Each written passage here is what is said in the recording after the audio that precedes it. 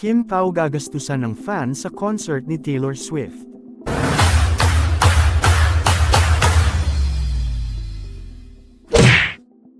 So true talaga na maraming die-hard fan ang Kim Pao nina Kim Chiu at Paolo Avellino.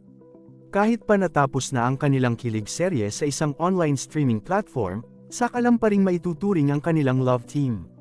Bukod pa riyan, marami ring nag-cheer at ang iba ay delulu na nag-wish na sana ay magkatuluyan ang kanilang mga idolo. May basehan din ng hanash noon ni Paolo na bagamat na-appreciate niya ang material gifts na pinadadala sa kanya ng mga fan. Mas bet daw niyang letters ang ipadala sa kanya. At huwag isnabin, dahil may mga Richie fans pala na head over heels ang pagsamba sa kanila. Isang netizen na nachichikang mahilig magre-regalo sa Kim Pao ang hayagang inimbitahan ng dalawa sa concert ni Taylor Swift.